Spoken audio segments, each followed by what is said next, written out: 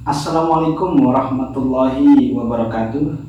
Kali ini saya akan menjelaskan unsur kebahasaan dari teks laporan hasil observasi tentang frasa.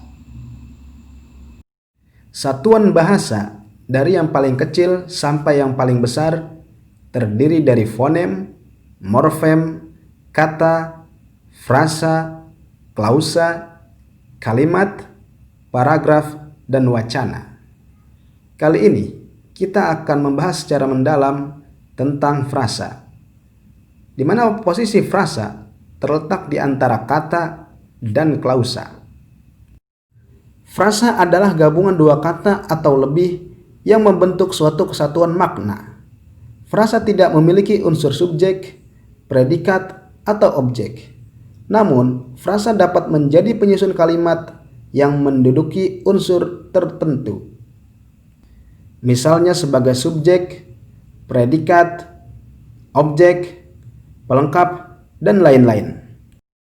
Frasa terdiri dari dua jenis, yaitu frasa endosentris atau frasa yang memiliki pola DM atau MD. DM artinya atau kepanjangannya diterangkan menerangkan, MD itu menerangkan diterangkan. Contoh, mobil baru. Mobil itu diterangkan, baru itu menerangkan. Jadi berpola DM. Sedangkan contoh MD yaitu sangat cantik. Sangat yaitu menerangkan, cantik yang diterangkan.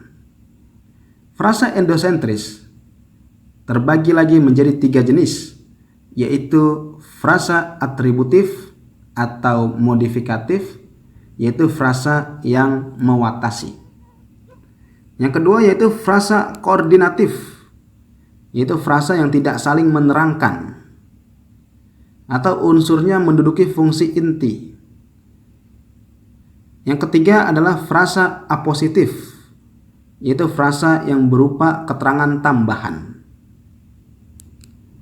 Jenis frasa yang kedua yaitu frasa eksosentris, di mana salah satu unsurnya adalah kata tugas, yang biasanya adalah kata depan. Contoh, Taufik membaca buku di kelas. Nah, di kelas itu termasuk kata tugas. Dan lebih khususnya adalah kata depan, di, ke, dari, pada, itu adalah contoh kata depan. Frasa atributif atau modifikatif, yaitu frasa yang sifatnya membatasi, terbagi menjadi beberapa jenis, yaitu frasa nomina, yakni frasa yang intinya berupa nomina atau kata benda. Contoh, buku baru, intinya adalah kata buku, bukan kata baru. Yang kedua adalah frasa verba, frasa yang intinya berupa verba atau kata kerja. Contoh, sedang makan, inti frasa tersebut adalah kata makan, bukan kata sedang. Yang ketiga, frasa adjektiva, frasa yang intinya berupa adjektif atau kata sifat. Contoh, tampan sekali, intinya adalah kata tampan, bukan kata sekali. Frasa adverbia, yaitu frasa yang intinya berupa adverbia atau kata keterangan. Tadi pagi, intinya kata pagi. Frasa numeralia, frasa yang intinya berupa numeralia atau kata bilangan. Contoh, 2 buah, intinya adalah kata 2. Frasa pronomina, yaitu frasa yang intinya berupa pronomina atau kata ganti. Contoh, kita berdua, intinya berada pada kata kita. Frasa koordinatif, yaitu frasa yang unsur-unsurnya menduduki fungsi inti. Frasa koordinatif berbeda dengan frasa modifikatif, di mana frasa koordinatif semua unsurnya merupakan inti.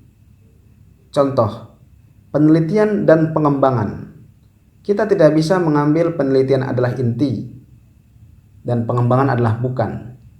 Tapi kedua kata ini, penelitian dan pengembangan, adalah inti.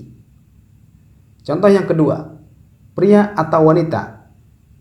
Nah, kata pria dan wanita ini merupakan inti. Contoh yang ketiga, ibu bapak, tua muda. Nah, kata-kata tersebut semuanya merupakan inti. Frasa apositif, yaitu frasa yang berupa keterangan tambahan. Contoh, Ahmad, anak Pak Sastro itu sedang belajar. Ahmad itu inti, anak Pak Sastro itu adalah keterangan tambahannya. Semeru, gunung tertinggi di Pulau Jawa, akan meletus. Nah, Semeru intinya, gunung tertinggi di Pulau Jawa adalah keterangan tambahannya. Contoh yang ketiga, kita, bangsa Indonesia, terkenal ramah. Kita adalah intinya, bangsa Indonesia adalah keterangan tambahannya. Dimana kalau kita baca tanpa keterangan tambahan pun bisa. Kita terkenal ramah.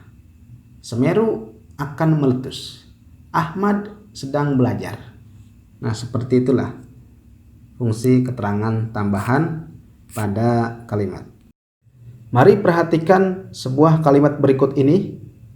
Arif sedang membaca buku bahasa Indonesia di bawah pohon jambu. Pertanyaannya, ada berapa frasanya? Jawabannya ada 4. Sedang membaca adalah frasa verba.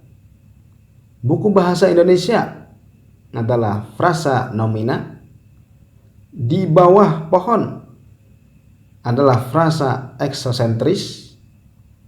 Pohon jambu adalah frasa nomina. Demikianlah pembahasan tentang frasa.